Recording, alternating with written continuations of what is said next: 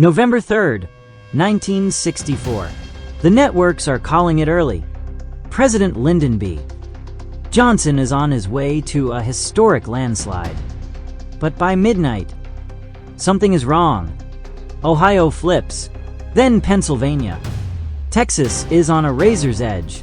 At 3:17 a.m., a stunned nation hears the impossible.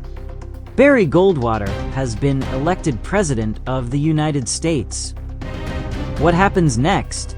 Civil rights, Vietnam, the Cold War, and the future of American politics all take a different path.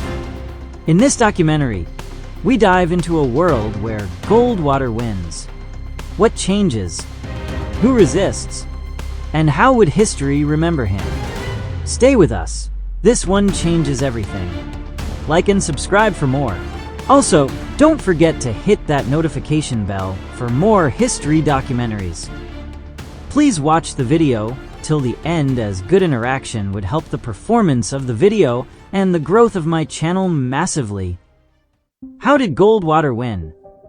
For Barry Goldwater to win in 1964, several major things would need to change. A weakened Johnson, perhaps due to deeper fallout from JFK's assassination or intensified backlash to his civil rights agenda. Goldwater moderating some positions, especially his nuclear rhetoric. He may have presented himself as a principled conservative rather than a radical. Southern backlash to civil rights accelerates the realignment. Deep Red South emerges earlier. An economic dip or race-related riots in key northern cities sour public mood on Democratic leadership. In this reality, Goldwater runs a tighter, more disciplined campaign, leaning into anti-communism, anti-big government, and law and order messaging. America reacts. President Johnson gives a gracious concession, but civil rights leaders and progressive Democrats are devastated. The South erupts in celebration. Many in the Bible Belt see Goldwater as a protector of traditional values. The North, especially urban areas and minority communities, fall into despair and fear. The election is seen as a rollback of hard-fought civil rights progress. Abroad, Europe is anxious, and the Soviet Union is wary of Goldwater's aggressive anti-communist stance. The world braces for a new chapter of the Cold War. Goldwater's presidency. Domestic policy. Cabinet full of fiscal hawks and staunch conservatives. The Great Society dies before it begins. No Medicare. No federal education funding expansion. Civil rights enforcement slows dramatically. Though the 1964 Act isn't repealed, it is barely implemented. Goldwater slashes federal spending, attempts to reduce the scope of Social Security and dismantle New Deal legacies. Economic policy. Free market approach dominates. Tax cuts, deregulation, and reduced federal intervention. The short-term result? A boom for business, but increasing inequality and urban unrest. Foreign policy and the Cold War. Goldwater escalates the Vietnam War aggressively, with fewer restrictions on military commanders. He authorizes more bombing campaigns and deploys more ground troops early. He pushes for nuclear superiority, possibly reviving talk of tactical nuclear weapons in conventional warfare. His rhetoric is aggressive, and diplomacy with the USSR cools.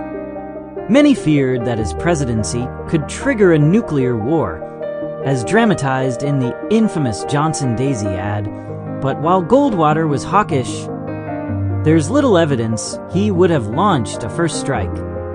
Still, his approach would have made Cold War tensions far more volatile, and the risk of escalation or miscalculation significantly higher. Diplomatic channels with the USSR grow colder. NATO allies are nervous, and the non-aligned world distances itself from Washington. Social issues and civil liberties. Goldwater opposes government involvement in civil rights enforcement. He vetoes any new civil rights legislation, arguing it's a state matter. On women's and LGBTQ+ rights, there is no movement forward, perhaps even steps back. The counterculture intensifies earlier in response. Protests sweep campuses by 1966. William E. Miller as vice president. Goldwater's running mate, William E. Miller, a relatively unknown congressman from New York, gains visibility as a loyal conservative voice. As VP, he takes on the role of White House attack dog, defending Goldwater's policies on TV and in Congress. His national profile rises, but his political ambitions stall, too closely tied to a controversial presidency. He doesn't become a major figure in later Republican politics, though he influences the party's ideological direction. 1968 election. Goldwater versus Bobby Kennedy? The country is deeply divided. With war casualties rising and racial tensions peaking, Robert F. Kennedy emerges as the leading Democratic challenger. In this reality, he survives the California primary and runs a full campaign in 1968. It becomes a fierce contest. Goldwater's hardline conservatism versus Kennedy's message of unity and progress. RFK likely wins, restoring liberalism and reversing parts of the Goldwater era. Goldwater's legacy. Goldwater serves only one term, but lays the ideological foundation for Reaganism 15 years early. He doesn't achieve sweeping legislative success, but reshapes the GOP around. Limited government. States' rights. Anti-communism. Moral conservatism. Civil rights and social justice are delayed, creating a more polarized and volatile America. Historians later view him as a transitional figure, controversial, uncompromising, but essential to the rise of the modern right. Conclusion. A Goldwater victory in 1964 would have changed American history profoundly. The civil rights movement would have slowed. The Vietnam War might have escalated further. The New Deal legacy might have ended. And conservatism would have triumphed decades earlier.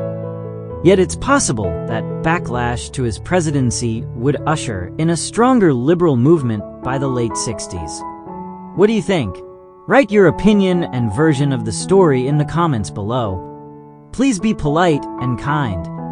If you want to know what would have happened if Ford defeated Carter in 1976, click on the video on the left.